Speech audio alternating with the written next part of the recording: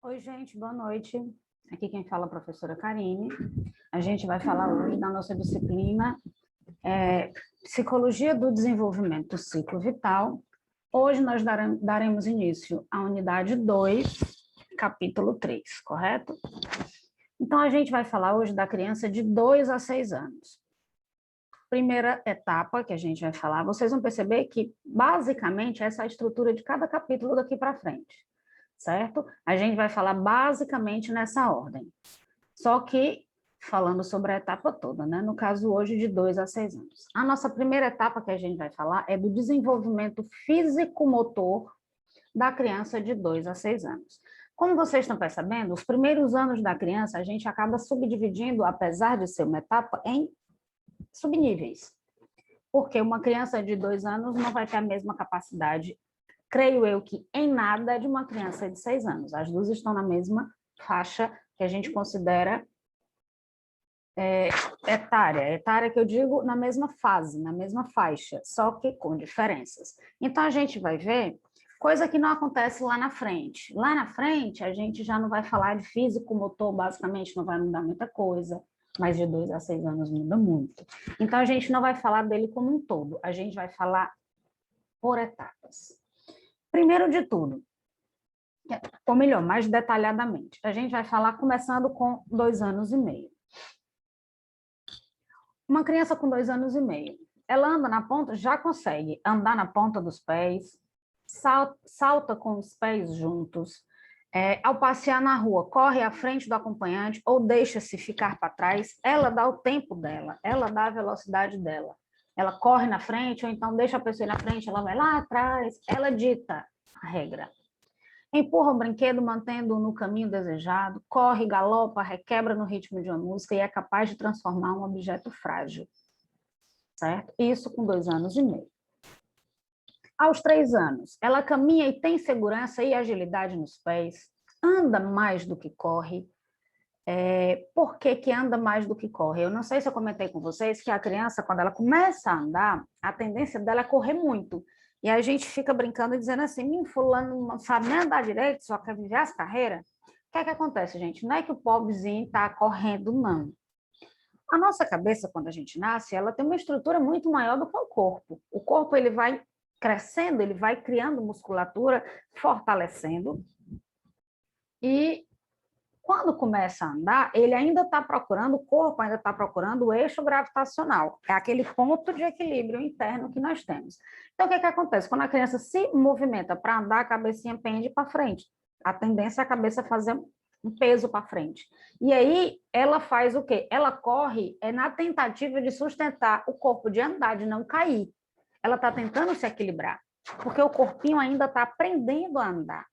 Então, quando a criança começa ali com 1 ano, correndo para cima e para baixo o tempo todo, ela não está correndo porque ela quer, não. Ela está tentando andar, só que ela não consegue. Muitas vezes ela arreia, ela senta, porque ela não consegue parar. Já a gente, com 3 anos, não. Ela anda mais do que corre, porque ela já está, o eixo gravitacional já foi formado, ela já tem fortalecimento muscular e ela já consegue controlar o corpinho dela. Então, ela anda muito mais do que corre. Aí sim, quando ela corre, é porque ela quer correr. Ela optou em correr. É diferente da criança de 2 anos e meio.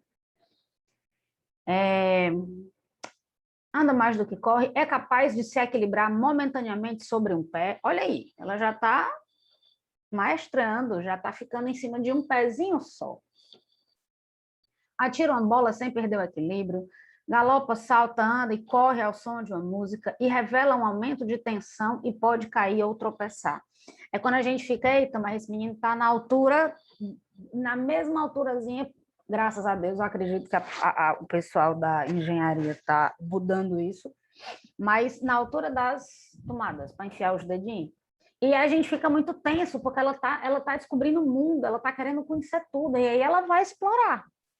Só que ela não tem noção de medo, ela não tem noção de perigo, ela não faz ideia de que se ela atravessar uma rua, ela pode ser atropelada. Ela não faz ideia de que se ela vê no desenho animado, na televisão, um super-herói pulando de cima de uma coisa e voando, ele vai querer pular de cima do sofá. Certo? Então, ele não tem essa noção. E aí, onde começa esse momento de tensão, revela um momento de tensão e pode cair ao tropeçar. É nesse período, gente, que as crianças se machucam, se a gente não ficar muito de olho, se machucam muito. Ah, professora, então o que é que eu vou fazer? Eu vou deixar o meu filho sem brincar, eu vou prender. Não, você não pode fazer isso. Você tem que ficar em observação, o tempo todo olhando e vendo se essa criança não vai se machucar. Com 4 anos, é muito ativa, tem um raio de ação maior. Corre pelas escadas para baixo e para cima, corre velozmente no triciclo, gosta de atividade que exige equilíbrio, é capaz de transportar uma xícara com líquido sem entornar, sem derramar, sem virar, prefere brincar com blocos grandes e constrói estruturas mais complicadas, atira uma bola, levantando o braço acima do ombro, ela já consegue ter esse movimento, é porque tá ruim de ver, mas aqui, ó, por cima do ombro, ela já consegue fazer isso. Desenha objetos com pouco pormenor. O que é com pouco pormenor? Pormenor, detalhes. Então, antes ele fazia aquela coisa mais grosseira, mais redonda, mais riscada. Agora ele já consegue fazer um pouco detalhado. Pormenores são detalhes. Então, ele faz com pouco detalhe, poucos pormenores. É capaz de imitar a figura de um quadrado.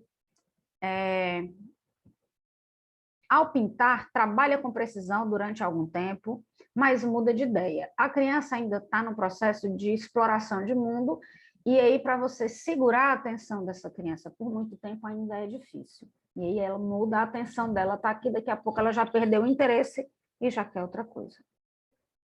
Faz bonecos toscos e letras, ela já começa a fazer desenhos e escrever, claro que de forma ainda tosco. Eu não gosto dessa palavra, apesar de estar na nossa página 55 da apostila.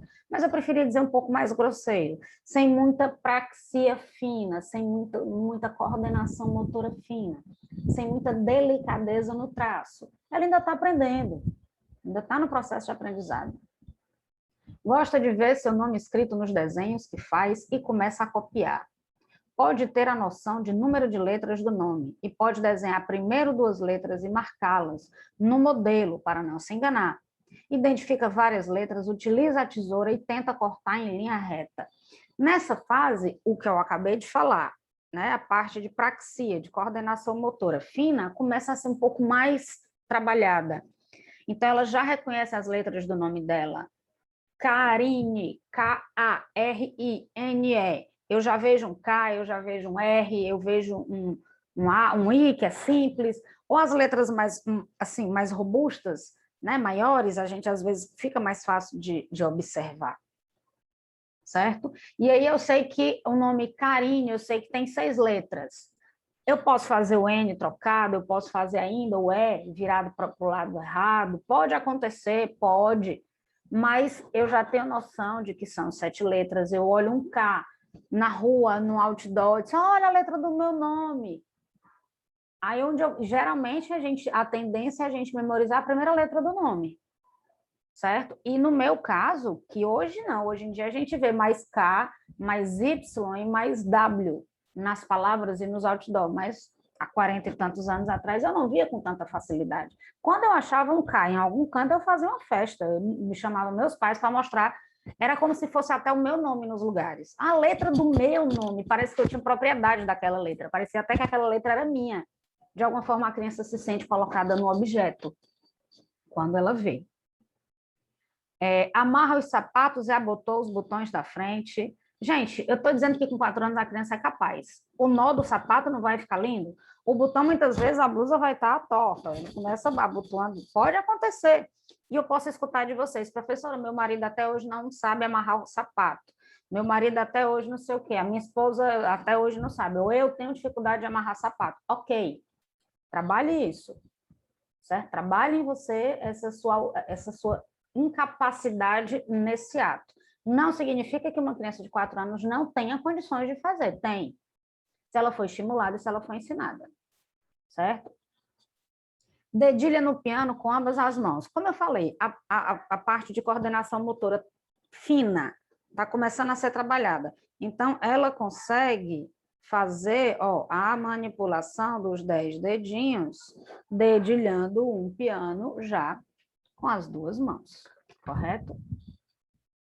Com 5 anos, vocês percebem que 2 para 3, 3 para 4, 4 para 5, a gente já consegue ver uma amplitude de movimentos, de desenvolvimento, né, físico-motor.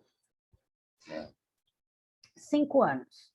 Há uma maior facilidade e melhor domínio da atividade física geral e mais economia de movimento. Ela não está tão, sabe, a papagaiada de movimento, ela já tem autocontrole no corpo, ela já sabe lidar muito melhor com o corpo dela.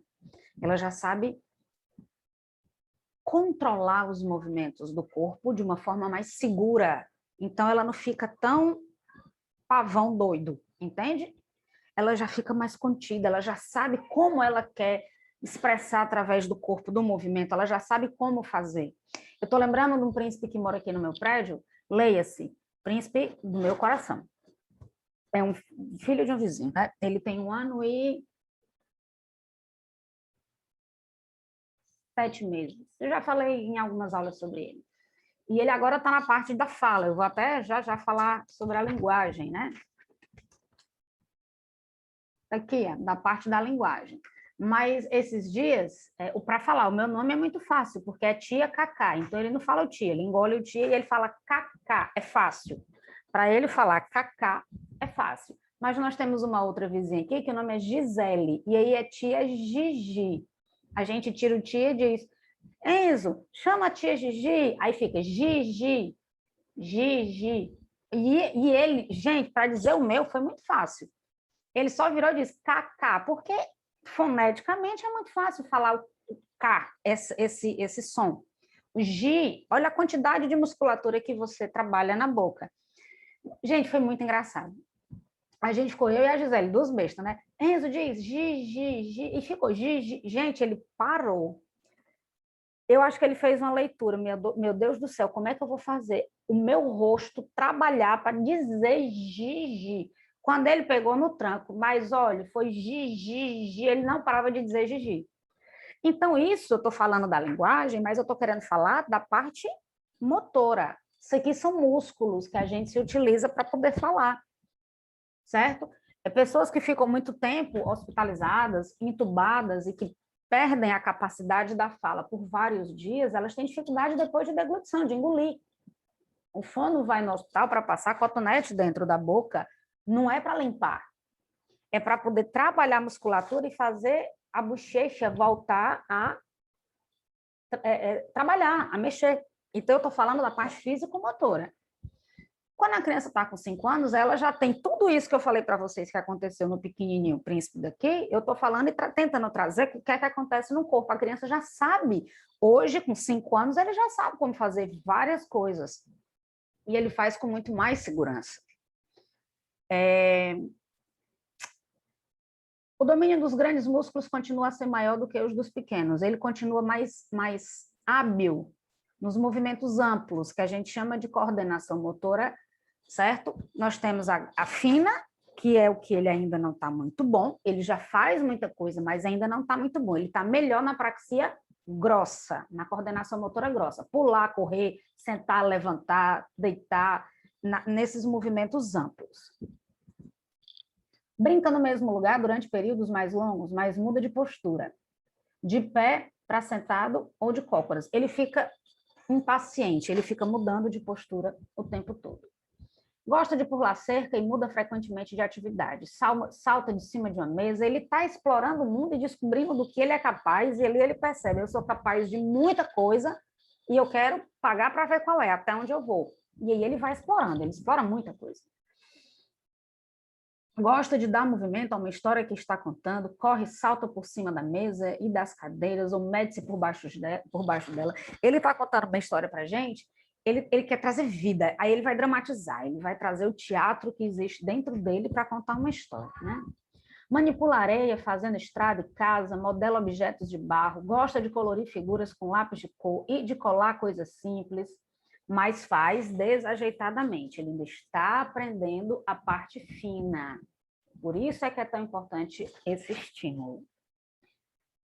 Pinta sobre um cavalete ou no colchão, com pincéis grandes e com grandes folhas de papel. pode gostar de fazer letras dessa maneira. Então, ele ainda está com aquelas letras grandes, ele ainda está com os desenhos grandes, ele ainda não consegue fazer o que a gente falou de pormenores, ele ainda não consegue fazer as coisinhas delicadas, ele ainda trabalha de uma forma mais grosseira, certo? Essa é a idade focal, visualmente, focal. Ela é a fase onde ela vê tudo, foca, certo? A criança tende a sentar-se com o tronco direito, com o trabalho diretamente em frente de si, ele quer olhar para a coisa que ele está manuseando, manipulando.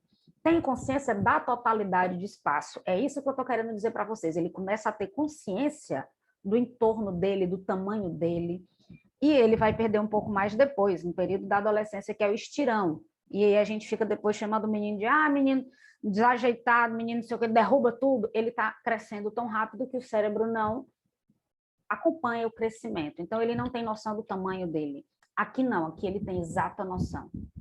Certo? 100% não existe 100% nunca. Estou dizendo grande parte. Certo? E com 5 anos e meio, ele pede que troque seu triciclo por uma bicicleta, ele já está rapaz. Ele já está rapaz, papai, mamãe, eu não quero mais a minha bicicleta, ou não quero mais o meu triciclo, porque eu não sou mais criança, eu já sou um rapaz, eu já sou uma moça, e aí você que lute, certo? Ele já quer bicicleta, a criança já quer bicicleta. Muitas crianças experimentam com agrado andar de bicicleta. Muitas crianças mostram interesse em aprender a desenhar o seu nome próprio e gostam de sublinhar letras maiúsculas e palavras em um livro do seu conhecimento. Pode copiar de maneira reconhecível o interior de um triângulo dividido e mais visualidade experimental do que os 5 anos. Porém, pode perder facilmente a orientação e, desse modo, inverter números ou letras. Eu lembro que uma criança comentou, tudo bem, essa criança tem dislexia. Eu estou trazendo um exemplo. Ela disse que não entendia o número 7. O número 7 é isso aqui. E ela disse que não entendia o número 7, porque ela achava parecido com o nariz, eu não sei como é que está para vocês, mas o nariz do avô. E sempre que ela desenhava o número 7, ela desenhava de cabeça para baixo, aqui, ó, nesse formato, 7. Só que, para a gente, ele é invertido, ele é 7. Dessa forma, tá aqui. Para a criança, era visto assim, ó, como o nariz. Essa criança vê diferente porque tem dislexia. Ok. Mas, gente, com 5 anos e meio, é normal a criança botar a letra de cabeça para baixo ou espelhada, que a gente fala, em vez de ser... Deixa eu ver se eu tenho aqui para ajudar a gente entender melhor. Vamos dar aqui um exemplo. Bom, aqui vai ter como dar um exemplo. Bem bacana. A criança tem muito o hábito de fazer a letra P. A letra P é dessa forma. A criança pode fazer. Aí ela troca o P pelo Q. O Q é bem parecido com esse. A gente tem o hábito de cortar aqui, ó. Mas tem livros que não é cortado. E também o P pelo B. É muito comum a criança fazer essa troca. Porque vocês estão vendo que o desenho da letra é muito semelhante. Só que aqui a barriguinha é em cima para esse lado. Aqui a barriguinha é em cima para o lado oposto, que é o que a gente chama de espelhado. E aqui é exatamente igual a esse, só que para baixo, ao contrário. Estão vendo? Então, é muito comum da criança nessa fase fazer esse tipo de erro, de troca. Está dentro do processo de aprendizagem também, certo? E encerrando a etapa, não o capítulo. O capítulo ainda tem mais coisa para a gente ver. Mas com 6 anos, estende braços e pernas ao andar, já anda todo seguro de si. Muito ativo, quase constantemente em movimento, atividade por vezes desastrada, a criança exagera e dá um trambolhão, o corpo está em equilíbrio ativo. Quando anda de balanço, pratica jogos de atividade, entoando canções ou salta ao som de uma música, entretém-se com frequência lutando, dando cambalhotas, engateando, brincando de luta com outra criança e brincando de pegador. O que é que acontece? A criança já começa a ter uma consciência tão grande do seu corpo que começa a se aventurar. E nessa fase, 6 anos, ela está a 1000 por hora de energia, está com gás total. certo? Então, assim, o mal que assombra o nosso período é: meu filho é hiperativo. É a boca dos pais, meu filho é hiperativo. O que é que acontece? Não, gente. Existe um caso, 2, 5, 10 de crianças que são hiperativas e eles vão ser diagnosticados por um médico responsável. Mas o que é que acontece na boca dos pais de hoje em dia, que meu filho é hiperativo? Não é danado. E aí os pais saem para trabalhar e não tem tempo, paciência, energia para estar educando essas crianças. O menino tem energia, ele é danado, ele está saudável. Não é hiperatividade.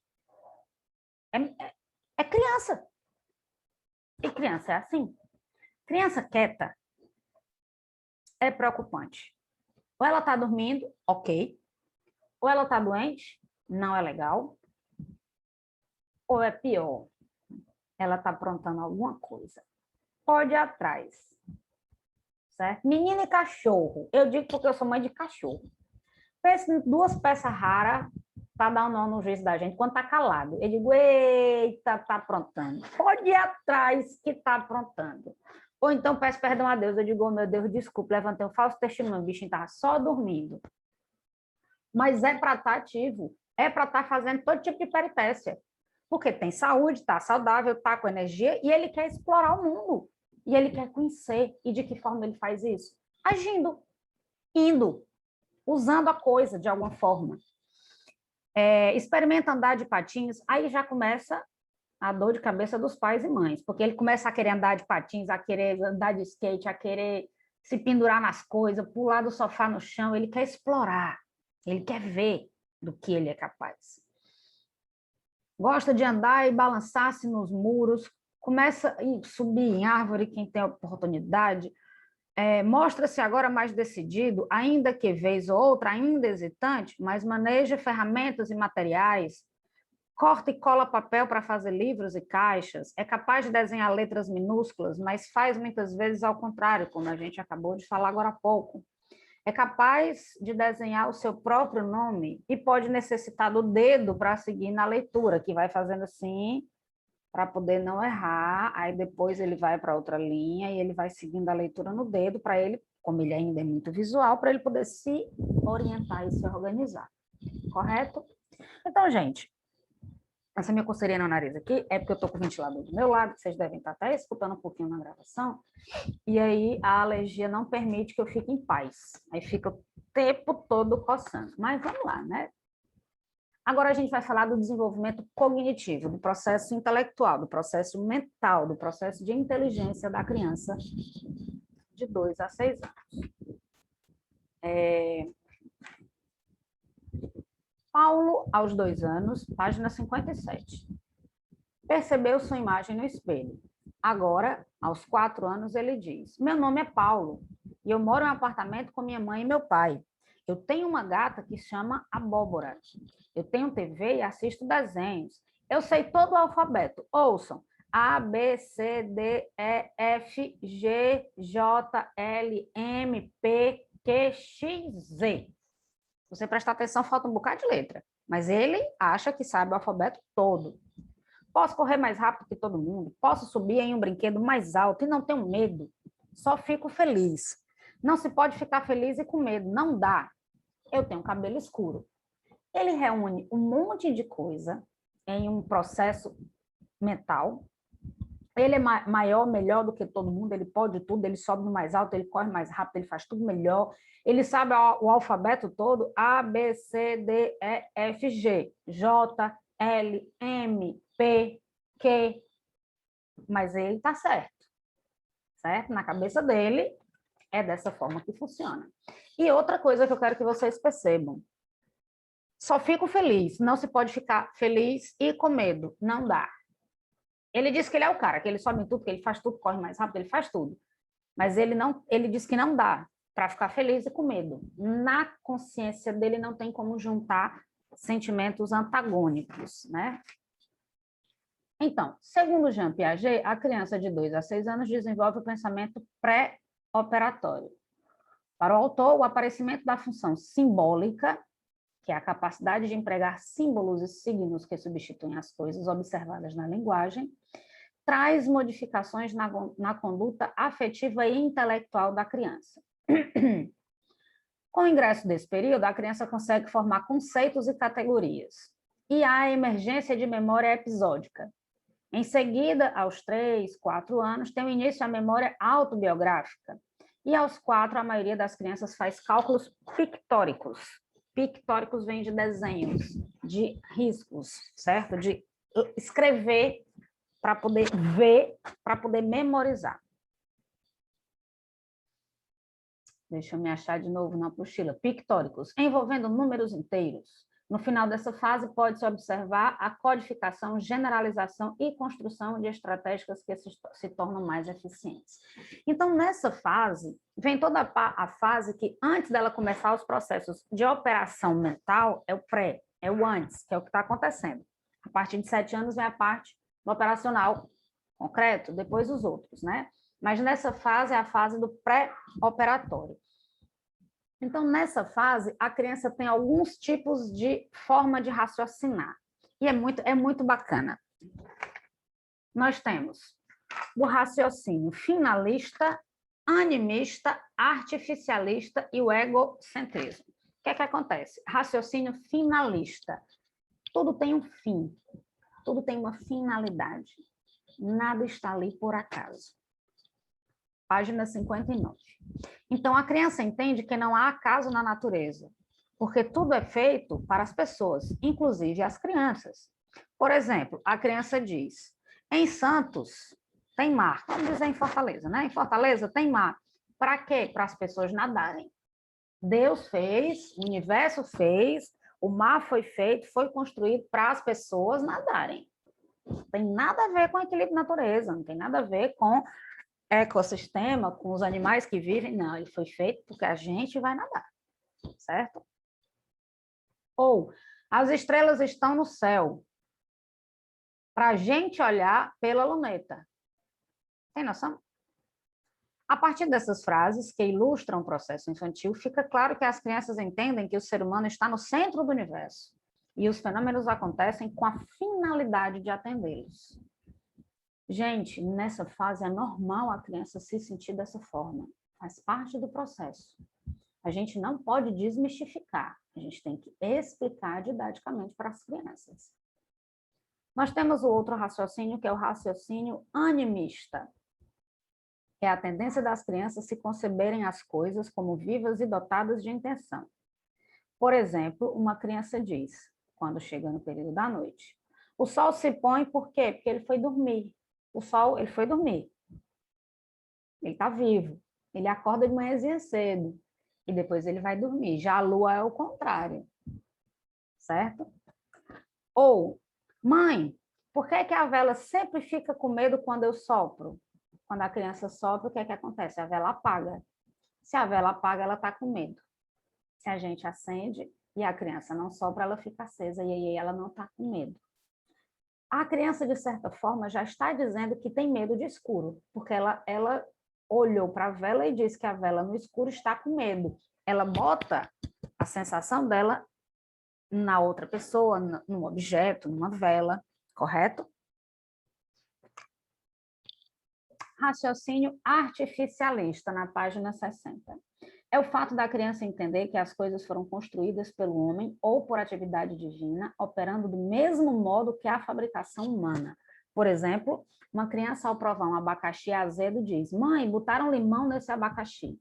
Então, é o lado artificial das coisas. Ele cria algo artificial. O abacaxi, se ele tiver doce, ok. Se ele tiver azedo, botaram limão nele, porque o limão é azedo. O abacaxi não. Então, ele traz algo artificial para contextualizar e fazer sentido na cabecinha dele. E, como a gente falou, que faz parte da fase, o egocentrismo. O mundo gira em torno dele. As coisas estão no mundo para satisfazê-lo. Então, o egocentrismo. Além de conferir à criança raciocínios dessa ordem, também a faz pensar que cada um dos seus sentimentos, de suas percepções ou explicações, é compartilhado por todas as pessoas. E é uma fase muito bacana. Você chega para uma criança e você diz, fulano, criança começa a estudar, começa a ir para a escola, ali nos seus 2, 3 anos, 4. E você querendo puxar assunto. Fulano, onde é que tu estuda? Aí ela vira e diz, tu não sabe que é lá na minha escola? A melhor resposta da criança é, tu não sabe que é lá na minha escola? E aí você tem que tocar a conversa adiante. Ah, é mesmo, eu tinha esquecido. E como é o nome da tua professora, da tua tia? Ah, é tia fulano, tu não sabe? Na cabeça da criança, se ela sabe, você sabe. Certo? E aí a gente vai ver, próxima aula, próxima etapa, a partir dos 7 anos, é quando ela sai do pré-operatório e começa a entrar nas fases operatórias, ela vai começar a entrar na fase da mentira. O que é a mentira? Ela começa a perceber que, peraí, não é porque eu sei que fulano sabe, não. Será que essa pessoa não está lendo meus pensamentos? Será que ela não sabe de tudo que eu sei? Então, eu vou pensar uma coisa e vou dizer outra para ver se eu engano, para ver se essa pessoa não sabe o que eu estou pensando. Mas ela não faz isso no intuito de mentir, ela faz no intuito de experienciação de mundo. Mas aí a gente vai ver no próximo capítulo, correto? Então, gente, isso vem a parte do cognitivo da criança de 2 a 6 anos. A gente já falou do físico-motor e do cognitivo. Agora a gente vai na página 61 falar do desenvolvimento da linguagem da criança. E é uma fase onde a linguagem ela dá uma explosão muito grande. Dos 2 anos aos 6 anos, o vocabulário da criança aumenta continuamente durante os anos pré-escolares. A gramática e a sintaxe tornam-se sofisticadas. Uma criança de 2 anos possui um vocabulário de algumas centenas de palavras. Ao falar, formula sentenças com 2 ou 3 palavras. Ao final dos anos pré-escolares, a criança possui um vocabulário de milhares de palavras e emprega sentenças de 5 ou mais palavras. Assim como há explosão do vocabulário, em torno dos 27 aos 36 meses, existe a explosão da gramática, em que a criança aprende rapidamente muitas inflexões, passam a usar plurais, verbos auxiliares e preposições. Eu lembro que eu conversava muito com a filha de uma amiga minha, e ela trocava ontem com amanhã. Ela dizia que amanhã ela foi para a aula, amanhã ela fez isso, amanhã ela fez aquilo. E quando ela ia fazer, ela dizia que ela...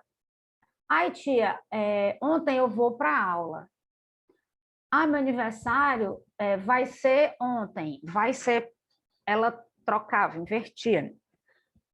Nessa fase, entre os 2 e os 6 anos, fica muito claro para a criança o que foi, ela sabe o que é o passado e ela sabe o que é o futuro, mas na hora de falar ela poderia trocar. Ela já começa a colocar o passado no ontem e o futuro no amanhã. Ela começa a falar de forma mais clara o que ela sente, o que ela vê, o que ela pensa, porque ela já tem palavras dentro do vocabulário dela que ajudam na construção desse processo de comunicação, na linguagem. Correto? E ainda na página 61, e se dirigindo para a página 62, o desenvolvimento psicossocial da criança de 2 a 6 anos. Psicológico e interação com as demais pessoas, social. Se meu irmão batesse em mim, eu ficaria triste e furiosa. São 2 sentimentos negativos. E aí é condizente para a idade. Não tem como a criança sentir tristeza e alegria. A raiva e a alegria. Certo? Estou animada de ir para uma escola nova, mas também estou com um pouco de medo. E aí ela traz a animação e o medo porque eles não são raiva e felicidade. É diferente. Eu posso estar feliz e ansiosa por algo, mas também estar com medo. E aqui ela já consegue claramente falar sobre o que ela sente. Fico feliz quando eu vou ao parque. Eu estava animada para ir aos Estados Unidos e satisfeita por ver meus avós. Fiquei brava com o Caio, por isso o belisquei. E fiquei feliz porque papai não bateu em mim. São situações diferentes, são situações divergentes, e aí ele consegue claramente enxergar essa interação com o mundo. Ele ainda não consegue ter muita noção de autocontrole, de uma série de coisas, que vai sendo construído ao longo dos tempos. Nesse período, gente, é um período muito importante. Começa geralmente com 1 ano e meio. Geralmente com 1 ano e meio, mas é muito mais claramente definido a partir daí. Por isso que a gente traz dos 2 aos 6 anos. Que é quando a criança entende noção de gênero. O que é gênero? Ela se reconhece no espelho. Ela sabe o que é menino, o que é menina, e aí eu não vou entrar na questão. Mas também ela sabe, ela percebe quando tem algo errado no seu corpo. Quando ela nasce com um gênero diferente do sexo biológico, que a gente conhece hoje como as pessoas transgênero. A criança ela já percebe alguma coisa estranha, ela não entende, ela não sabe falar o que ela está sentindo, mas ela percebe. E é muito engraçado, eu estava uma vez no Iguatemi, em frente a Riachuelo. Claro que isso faz, né, um bom tempo. Foi no período, se eu não estou enganada, de carnaval. E perto assim da porta da Riachuelo, tinha uma manequim com um vestido. E eu de longe, eu gosto muito de observar as pessoas, e eu de longe observando a criança, ela devia ter uns 4 anos, mais ou menos. A mãe devia estar vendo algumas roupas, algumas coisas, e ela estava aparentemente sozinha, mas devia ter algum adulto próximo a ela, né? E ela olhava para aquela manequim, olhava para o vestido, olhava para a manequim. Aí eu estava com a prima minha, eu bati assim nela e disse, presta atenção que lá vem marmota. Ora, não deu outra. Primeira coisa que eu pensei, o que é que essa criança quer? Ela quer descobrir o que é que tem embaixo desse vestido. Porque ela ficava olhando para debaixo do vestido, como se ela quisesse ver o que é que tinha embaixo da roupa. Se era menina, se era menino, se é igual a mamãe, se é igual ao papai, como é que é. Gente, não deu outra. Ela levantou o vestido da manequim e entrou. Quando ela entrou, eu disse, pronto, agora é que ela vai endoidar de vez. Porque o manequim não tem nada desenhado sexualmente. Ele é liso. Entre as pernas do manequim é liso. Tanto masculino como feminino. Meu povo, quando essa criança saiu debaixo desse vestido, mas ela coçava esta cabeça, aí ela fazia assim, e olhava para o manequim. Deve ter dado um nó na cabeça dela, porque ela não confirmou o que ela estava achando, que é a diferença da mamãe, a diferença do papai. O meu corpo parece com o da mamãe, o meu corpo parece com o do papai, o meu corpo parece com quem? Ah, o meu corpo, meu, Karine, parece com o da mamãe. Tá, mas é diferente, porque o peito da mamãe é diferente, o não sei o que da mamãe é diferente do meu, e aí a gente vai explicar para a criança que ela tem um corpo de criança que vai se desenvolver, vai crescer depois. Mas ela já consegue entender claramente esse processo de gênero. E ela sabe que tem coisas iguais, que é o meu e o da mamãe, e que tem coisas diferentes, que sou eu e o do papai e o dos meninos. No meu caso, que sou mulher.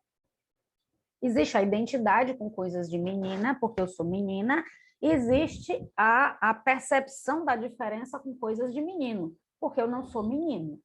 Então, isso já fica bem claro nesse período, né? E aí, a identidade de gênero é um aspecto importante na formação do autoconceito. Afeta a maneira como meninos e meninas se sentem em relação a si mesmos e como agem, certo? O significado da identidade de gênero é construído por meio da socialização e da cultura na qual a criança está inserida. O que eu vou falar é uma opinião minha. E aí vocês concordem ou discordem, não vai mudar o que eu penso e o que eu acho. Mas, sim, ainda nós criamos menino com coisas de menino e menina com coisas de menina.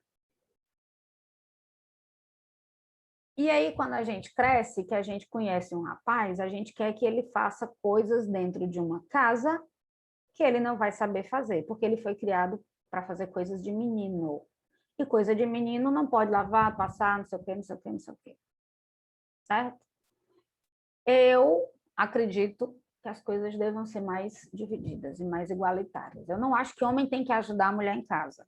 Porque se o homem tem que ajudar a mulher em casa, a obrigação é dela de fazer e ele vai fazer um favor ajudando. Não é assim que a banda toca. Eu acho que o trabalho tem que ser dividido pelos dois. Pela obrigação de ser papel dos dois. Ah, porque eu vou sair com meu namorado e ele tem que pagar tudo para mim. Oi? Essa fase já passou, tá?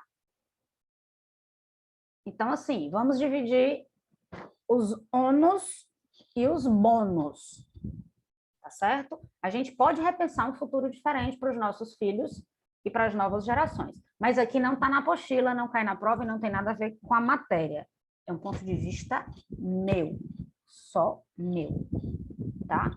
E aí cabe a vocês, pais e mães, saberem como vocês querem criar os filhos de vocês para um futuro, certo? Até pensando neles. Mas é algo muito pessoal, tá? Só foi um ponto de vista meu. Respeito o de vocês. Mas, ok.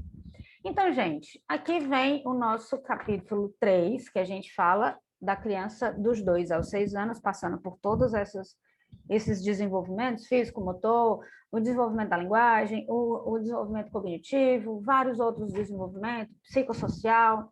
Então, a gente viu todos esses. Aqui a gente encerra na página 68 para 69, o capítulo 3, certo? E o próximo vídeo vai ser do capítulo 4, que a gente vai falar da criança de 7 a 11 anos. Então, se tiverem alguma dúvida, deixem anotados na nossa aula que a gente for se encontrar, a gente vai tirar todas as dúvidas e tirar qualquer questionamento que vocês queiram, algum comentário que vocês queiram fazer, alguma coisa que gostou e quer falar, deixa tudo anotadinho, tá certo? Beijo para vocês e até o vídeo da próxima aula. Tchau, gente!